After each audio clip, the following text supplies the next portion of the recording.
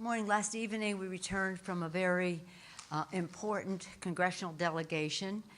We went to Israel. We began our trip in Israel, where we met at the highest level with the Prime Minister, the President, who welcomed us in the grandest style to review the troops and be honored at events.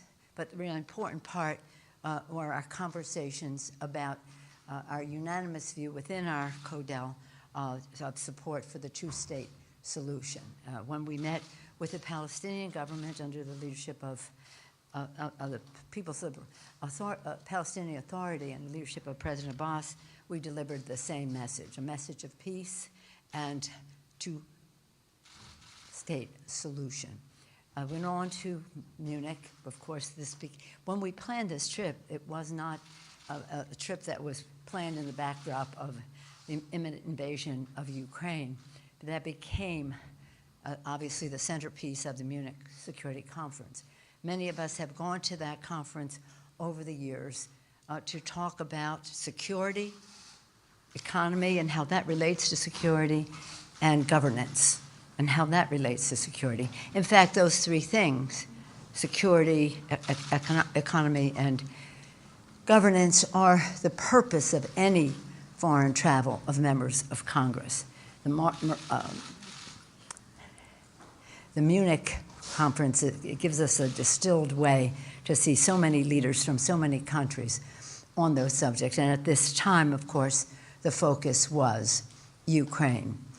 We had more than one delegation, but around 40 members of Congress, House and Senate, Democrats and Republicans, all united in our support for the transatlantic alliance, NATO, all of us united in being there to remove all doubt in Putin or anyone else's mind that we were acting as one. And of course, that would have been our message with or without Ukraine. Ukraine made it even more so, because now we're talking about sanctions and the rest. We are very proud of our Vice President our President whose leadership has been outstanding, and the message was delivered to the conference by the Vice President. It was well received, it was unifying, it was firm in terms of how we would work together for sanctions should there be an invasion of Ukraine. What I just want to say as a sideline to my colleagues is that I was so pleased with how many women who were there were leaders in national security. When you're at this, the dynamic is people come up to you. Well, you have all kinds of bilateral meetings planned. We met with the new Chancellor of Germany. We met with the head of the EU, the head of the NATO, the mayor of Kyiv. We met with very high-level bilateral meetings. But as you're there, others approach. And for example, the president of Moldova is a woman, and she expressed concern to me that the Russian propaganda was having an impact there, where they were making a case that they had to go into Ukraine because Ukraine had done this, that, or the other thing.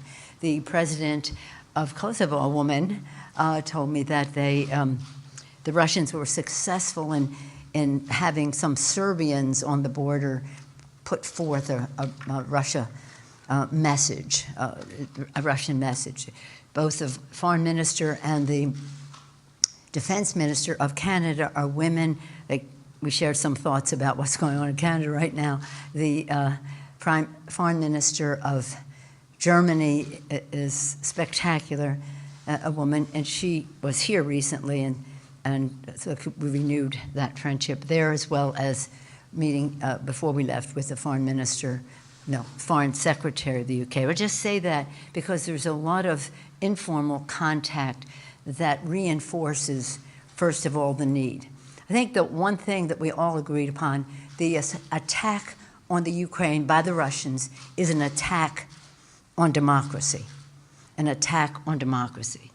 And our final visit was to the UK. We met with Boris Johnson, but our real host was the Speaker of the House of Commons, with a great welcome to the House of Commons, which is unusual, they tell me, and then a formal luncheon where we could interact with members of Parliament of all levels and all parties. Well, they don't have that many parties, but the fact is they were very united.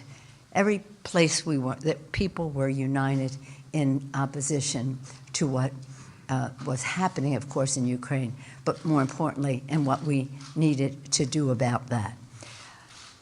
You know, we're traditionally about the issues of security, economy, and governance.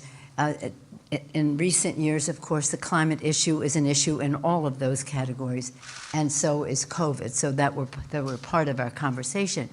We did meet with the head of the World Health Organization and got an up-to-date on how he saw things globally. And again, in every place we went, that COVID challenge was part of our discussion. So it was intensely busy, and we were magnificently served. You've seen the list of members. They are mostly from our security committees: Adam Schiff, Intelligence; Adam Smith, Armed Services; Ted Deutsch, Foreign Affairs; Barbara Lee, Appropriate. Well, let me come back to Barbara and Betty McCollum. Jim Himes, Intelligence; Bill Keating, Foreign Affairs and Armed Services; Sean Patrick Maloney, Intelligence; Eric Swalwell, Intelligence and Homeland Security; Ruben Gallego, Armed Services; Seth Moulton, Armed Services; Ro Khanna, Armed Services; Andy Kim, Armed Services and Foreign Policy. But when you're having these discussions, all roads lead to the Appropriations Committee. And Betty McCollum, the chair of the Defense Subcommittee, was really a very important participant in the conversations about our support for the defense of Ukraine. And Barbara Lee, in terms of her committee, the Foreign Ops, State Foreign Ops Committee, in terms of, well, she'll talk about it, but she was in great demand because whether it was about refugees or whether it was about humanitarian assistance or whether it was about the loan guarantees, and the list goes on. So again, we were well served by the leadership, knowledge, and commitment of our participants. And all of them were not in every country, but mostly they were. It's stunning to see, in this day and age, a tyrant roll into a country. This is the same tyrant who attacked our democracy in 2016. This is the same tyrant who is opposed to democracy and wants to trivialize it, to downgrade it in the eyes of the Russian people. One other person I met there who was so courageous was Svetlana. We just call her Svetlana. You know, she was the wife of a person who ran for president in Belarus. She has escaped. Her husband is imprisoned. But she had a movement in Belarus, largely women, but not just women. And the people turned out by the hundreds of thousands. And then the president of Belarus declared himself the winner of the election. But the desire for democracy is alive and well in the Ukraine. Many of us who have visited there can attest to that. So the people of Ukraine, although it's not a Article 5 country, we will not have boots on the ground, know that we are with them, not only in spirit, but materially in terms of meeting their needs and just heralding their message with gratitude for the defense that the people of Ukraine are making for democracy.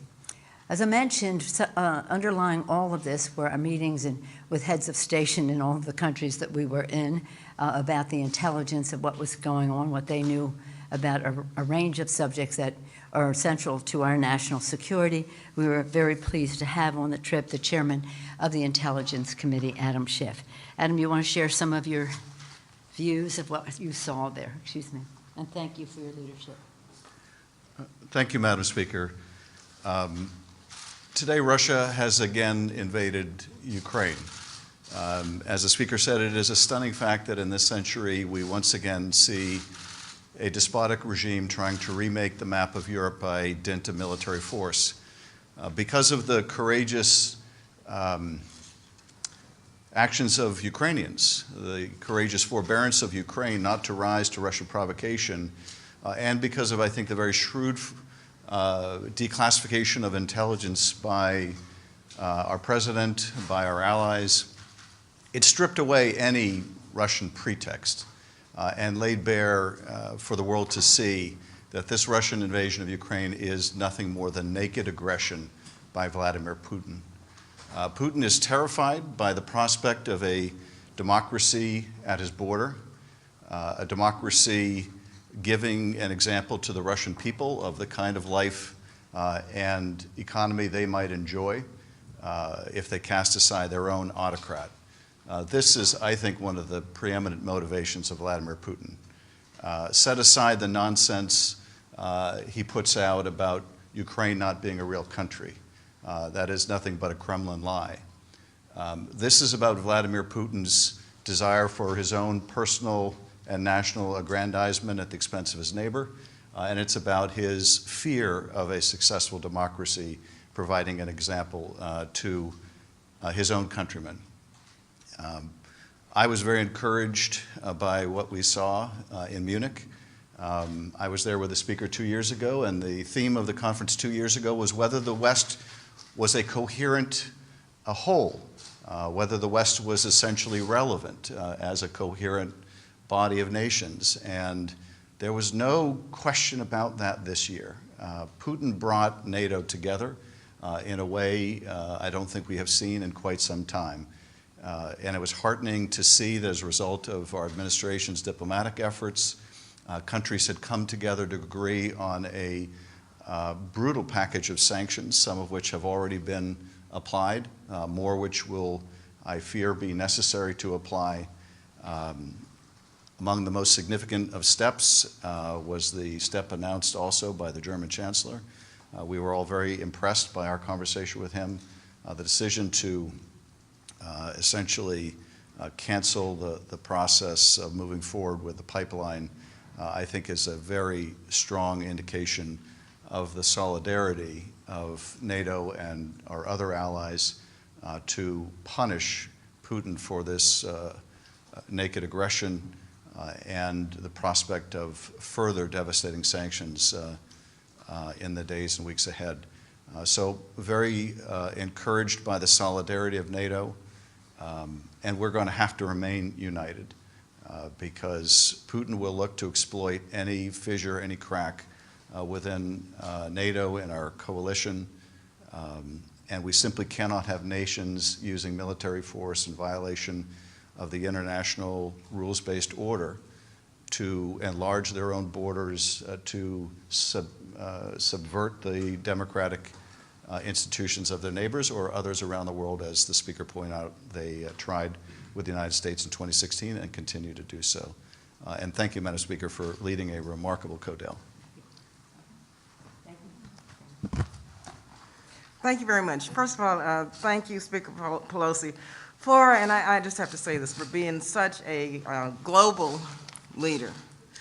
And we were able and privileged to witness you on the global stage. So it was quite amazing, and thank you for putting together such a diverse grouping of members from a variety of committees for this congressional delegation. Our congressional delegation, of course, we went to Munich Security Summit to make clear that we remain fully committed to maintaining the unity with our European allies, as we now witness as it relates to how democracies around the world are under attack, specifically with Ukraine now. The Congress continues to address the domestic threats to our democracy, such as, but not limited to, campaigns of mis- and disinformation, and we remain unified in addressing threats to democracies around the world. And we see this unity in our efforts to prevent Russia from invading Ukraine through robust diplomatic initiatives, but we all know that authoritarian regimes around the world will stop at nothing to dismantle democratic values, and nobody is exempt, no country is exempt, including the United States. I was struck by what was written on the back of the chairs during the general session. The wording was peace through dialogue. All of our European allies embraced that notion throughout the entire conference. In each of our meetings, the threat was discussed as well as the need to invest in and prioritize the role of diplomacy in seeking security and peace. Vice President Harris and Secretary Blinken both underscored the fact that they have engaged in robust diplomatic initiatives and that democracy remains the essential defense against accelerating forces of autocracy and illiberalism around the world. And that's why defending democracy both at home and abroad must be an urgent national security priority. Madam Speaker mentioned the fact that I do chair the House Appropriations Subcommittee on State and Foreign Operations, which oversees many of the resources to assist the Ukrainian people through this crisis. This includes economic assistance to Ukraine, including loan guarantees. Economic assistance would come through the economic support accounts or for Europe, Eurasia, and Central Asia. Those are the accounts they would come through. Without getting in too many of the weeds, I wanted to just mention that because it's an effort that we're looking at now in terms of our funding. Also, it includes humanitarian funds, including funding for refugees, God forbid, and for those internally displaced by conflict. The administration has committed to us that in the event of conflict, there is a need over the next 12 months of at least $1 billion for humanitarian needs. And so I support the efforts of the administration also to bolster Ukraine's economy, including the proposed $1 billion in loan guarantees to continue with Ukraine's economic reforms. The SFOPS bill for years has carried authorities for the administration to provide loan guarantees for select countries, including Ukraine. In fiscal 22, the House passed SFOPS bill again. It carries this important authority. Also, in terms of addition to our meetings on global security, Madam Speaker mentioned the meeting with the Secretary General of the World Health Organization to discuss our next steps in addressing the global crisis pandemic. And as we speak, we're attempting to negotiate now an increase in terms of our global investment to address the COVID crisis. Of course, our subcommittee oversees the COVID-19 response, and we all know that we're not safe at home until everyone is safe abroad. That's why we must invest in resources for low-income countries to distribute vaccines, access testing, care, and health infrastructure to keep people safe across the globe. And so yes, this was an incredible, productive delegation, and I want to thank Speaker Pelosi once again for organizing it in such an impressive manner with such an impressive group. Thank you again, Speaker Pelosi. Vladimir Putin has invaded Ukraine, and it is now upon all of us as global democracies to unite and make sure that he fails. Like a boa constructor, he has encircled the country, essentially, with troops on nearly all sides. But what we saw on this trip was that united through sanctions, travel restrictions, blocking a pipeline, that we can be a bigger boa constrictor that puts pressure on Putin and makes sure that he fails. We also saw on center stage that U.S. leadership in Europe with NATO is back. And it was truly a privilege to see the way that our speaker was received in Israel at the security conference where she spoke and was a panelist, and in the United Kingdom. Also, we saw Secretary Blinken and Vice President Harris address the security conference to show our resolve, our leadership on the world stage, to first seek diplomacy, and then once that has failed through Russia's actions, to unite the world, not just within Europe, but we're seeing alliances outside of Europe seek to make sure that Vladimir Putin fails. And we will continue to do that, and we must also here at home build a sentiment among the American people that they understand why it's so important that we hold Russia accountable. But I was also struck when we met with the labor leader in London and we met with the Prime Minister in London that they were absolutely aligned in making sure that Putin failed, despite all of their differences within the country. And there are a lot of differences there, just as there are differences here. In contrast to what we have seen here at home, the two parties there are aligned, and that must also be the case here in America. And finally, there are a lot of experiences I'll never forget on this trip, but one evening, Congressman Gallego and Moulton and I shared a meal with a young member of the Ukrainian Rada. She told us that at a young age, she ran for her parliament, believed in her country, joined President Zelensky's party, and wanted to make sure that what had happened in 2014 would not happen again. The three of us, who had also at one point in our careers been young public servants, certainly saw ourselves in her and told her that we will go home and make sure that our constituents see themselves in Ukrainians. And you can't help but talk to somebody who still believes that their country has a right to sovereignty and ask the question, what is our democracy worth if we're not able and willing to stand against an invasion of another democracy? And that was what was on display in every country that we went to. And now, here at home, that's the leadership we must show to unite ourselves as a country and also to unite our alliances across the globe. Thank you.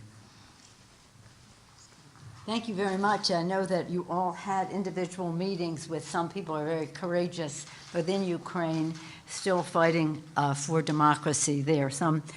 What was interesting was to see the heads of state with whom we had interactions as well of countries or newer members of NATO and the concern that they had, what's next for Putin if he were to be successful in the Ukraine. I had the privilege of sitting next to the president of Latvia for most of the plenary sessions, and others there were very concerned about what would be next. I introduced some of you to some of the leadership of well, if you look at the map and you see Hungary and you see how it is encircled, Russia, Belarus, Crimea, which they have taken over but have, it's still a danger now to Ukraine, and then you see Poland and Romania and all of those countries just abutting. That's a Russian influence. A lot of people talked about Sudetenland and how this resembled something that people thought, well, it's just that, and it isn't just that. I'm going to just close by saying this. I had the privilege of going with President Clinton. He invited 4 members of Congress, House and Senate, Democratic and Republican. The Senate Democrat was Senator Joe Biden. And we went to the expansion of NATO meeting in Paris. And it was all of the heads of state of the then NATO countries who spoke. And it was so beautiful because they all spoke in such a positive way about NATO. We thought like we were NATO and they were also NATO, but they had ownership and agency and just possession of the NATO possibilities. The representative of Russia who was there was Boris Yeltsin, and he was very ebullient as he was. Many of you are too young to remember how ebullient he was, but he was welcoming to what was called it was the expansion. We had supported in our own country, the Baltic states, Poland, other countries becoming part. It was called the Partnership for Peace, and it included many of the countries. And now Putin is saying, push it back pre-1997. Don't ever try to add another country and remove the weapons out of Eastern Europe. That's what he wanted. No, that was not going to happen. So as Barbara, as all of our colleagues have mentioned, diplomacy, diplomacy, diplomacy. Diplomacy deterrence, diplomacy to stop what is going on should he see the light at some point. Diplomacy is always first and foremost our path to peace. Any questions on this subject? Yes, ma'am. Do you think the president's sanctions went far enough? Because at the outset there were some, even his closest allies, that felt that he could have issued harsher sanctions. Senator Chris Coons comes to mind. And then following up on that, there is a group of lawmakers from both sides of the aisle that are calling on the president to respect Congress's war authorities. Do you support that as well? I certainly support that, but I don't think those two things are related. The fact is the President of the United States, by executive order, has the power to exercise impose the sanctions. We understand this. We are not in this alone. The beauty of it all is that it is a unified effort of our NATO allies, of which, and of course, U.S. and Canada from this side of the Atlantic and on the others. The steps that the president is taking are appropriate. The Europeans feel the pain more than we do of sanctions. It is not without any collateral impact in their countries when you do.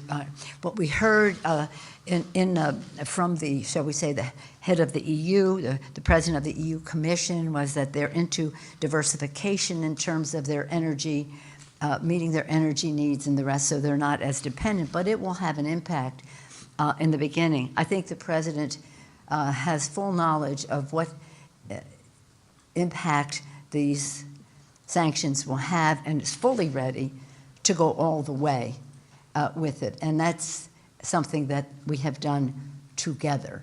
I'm going to have Barbara Lee speak about the authorization of the use of military force, because this is something she's been a champion on for her entire service in the Congress.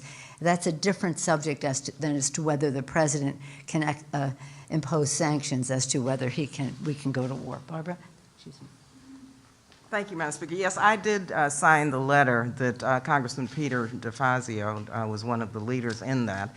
And in fact, the president has indicated over and over and over again that in no way does he intend to allow or insert ground troops in this. With the increase in tensions, we signed the letter and wrote the letter because we want to make sure that the War Powers Act is complied with, and that the public understands that the president means what he says, because he's not going to insert ground troops into this possible incursion. Mr. Chairman, did you want to say something about that? No, that's thank you. Let's just understand that we've been trying to do this for a while, and one of the challenges that we face is coming to agreement on what is the scope, what would the president be allowed to do, what is the scope, what is the geography, what is the timetable of it all, and frequently that has been, shall we say, controversial. Yes, yes, Chair. No, we're staying on security. Yes, sir, security. Why was it a good idea for the Biden administration not to impose pre-invasion sanctions on Russia, and couldn't it have deterred Russia from taking this action? If I sound repetitive, it's because I am. This is a unified effort by our allies in the NATO alliance, and what was proposed was what was agreed to in terms of timing. There are, arguments about, you go in. Well, what's the leverage once they go in, about how you exercise that? But the fact is, he is in, and we are having sanctions, and they will be swift, and they will be severe, and they will pay. There will be a price to pay for Vladimir Putin in terms of what this is. So it's no use debating what could have happened before we went in. It is. Remember, we're doing this together. Remember what I said about the impact on other countries. Remember also that there is a big argument that says once you go in, then the sanctions go forward, as opposed to the other side of it. Everything is a debate, but this was something that had broad support in the alliance. Anybody on that? Was the alliance incorrect? Did the alliance make the wrong judgment? No, they didn't. I don't even. How can the alliance make the wrong judgment when the process is about unity? It's about unity. I think that, frankly, you're wasting your time on something that is after the fact.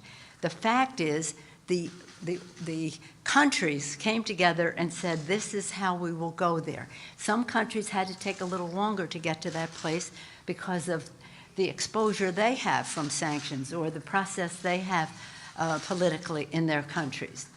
But the fact is, if you have a unified approach, why would you depart from that? Yes, ma'am. You want to come, please? Just to your question, I think the administration handled this, given the Russian intentions, as well as it could be handled. They telegraphed in advance the punitive sanctions that would be applied if Russia invaded. I think it made sense not to to enforce those sanctions before Russia invaded. If you do that, then Russia loses its disincentive. It figures, well, we've already been sanctioned, we might as well go forward. It, as I mentioned before, declassified intelligence to defang any Russian pretext. It moved NATO assets closer to Russia, made it clear to Russia that if they invaded, it wouldn't drive NATO away, it would actually bring NATO closer to Russia. We repositioned U.S. forces closer to the region to make sure that our NATO allies understood that if the Russians invaded any NATO countries, that we would respond under Article 5. So I think the administration did everything it could do. But as the president made clear from the very beginning, if Putin has made the decision to go forward, none of this may stop him from invading. And as indeed the days closed in on this week, the president made it even more clear that it was our understanding that Putin had decided to go forward. Now I think it's our obligation to make sure that we remain aligned with our allies, that we continue to raise the costs on Russia of any of its invasion of Ukraine and any further invasion of Ukraine. But I think the president made it clear that he was going to do everything possible diplomatically through deterrence, and that's all you can do. If you've got a dictator like Putin who amasses 100 to 200,000 troops on the border of a much smaller, much weaker country and is determined to invade, then short of going to war with Russia, embarking on this brutal package of sanctions, I think is the most effective way to raise costs on Russia. And I think the costs on Russia and the Russian people are sadly going to go up and up and up the longer that Putin persists with this naked aggression. Can I follow up?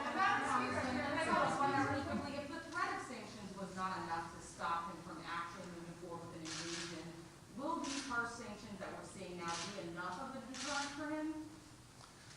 Well, I think the sanctions are going to just continue to increase and will have a ultimately crippling impact on many sectors of the Russian economy. We have to make sure that those costs continue and that the Russian people see the costs of their dictator's aggression. And we also need to continue, and this is the other thing I think the administration has done very importantly, that is we need to continue to support Ukraine's ability to defend itself. And we have provided substantial military support. That support is going to continue. I think the British Foreign Secretary indicated that Britain intends to also provide that kind of support. I think she's made that public. And so we have to do everything possible to help the Ukrainians defend themselves, but also raise the costs on Putin for this kind of aggression. And I think that this is exactly the right approach. Well, let me just say that we haven't seen the depth of these sanctions yet. Putin is probably the richest man in the world. He has these palatial residences where that's really what got people in trouble in Russia, because they showed the arrogance and the wealth with which he lived. So it's about, what is this about? The people of Hungary, and many of us have visited Ukraine and have seen that they love democracy. They do not want to live under Vladimir Putin. He does not want the Russian people to see what democracy looks like, and therefore he wants to bring them under his domain and his domain. So when he and his oligarchs, and it's all about, follow the money in this, and that's what the sanctions are about. Follow the money. When they see how they're going to be undermined, how these visas will work, about how they can travel and have residences in every opulent place in the world. The Russian people have to see how they have been exploited by their own government. When I was in the panel with the defense minister, another woman from Germany, she was talking about, in the context of what Barbara Lee talked about misinformation and the rest. People have to know the truth. They have to know the truth. And part of what Putin is the master of KGB, KGB, KGB, KGB for his life, his orientation, is misrepresentation. And he's effective at that unless we inoculate against it, unless we make the case against it so that the Russian people know the truth, that the surrounding areas know the truth. So it is, when we talk about the president, he's doing the sanctions. He has a full picture of all this. I said he was present there the day of the expansion of NATO. I saw the respect he commanded then, and that was 1997, by the heads of state of all of those countries. And of course, that has only grown over time by his leadership, but also the expansion of NATO. I think we're very well served. Respect his judgment. And again, it's not just about when you do the sanctions or how you support the people. It's about how the world views what Putin is doing. This is a very evil move on the part of Vladimir Putin. He's a KGB guy who happens to be probably the richest man in the world because of his exploitation of his own people that he doesn't want them to know about, and uses excuses like, it's changed. Every time you hear him say, well, they're part of us, that's who we are, they should be us. Now they're saying, well, we have to go in because they want to be part of NATO. This, my friends, is our moment. This is the Sudetenland. That's what people were saying there. You cannot ignore what Putin is doing. And nobody's, of course, ignoring it, but you cannot take it any lighter than what it is, a total assault on democracy. Thank you all very much. Thank you. On the State of the Union, you've had pretty unique security challenges through the last couple of State of the Unions. We did insurrection, COVID. This year there's talk of these trucker protests. Are you confident in the security of the Capitol ahead of the State of the Union this year? Well, again, this is in the realm of the police. Of my understanding, when we arrived here last night, that the chief of police had called for the National Guard to be present leading up to and around the time of the State of the Union, that they have a good handle on what the expectation is. Some of it won't even come until after the State of the Union, but no, I feel confident. Now, I don't have, people said, oh, don't let them put up a fence. That's not my call. That's a security call, and that's the call of the sergeants at arms and the chief of police. Thank you all very much. Thank you. You have any closing statements? No.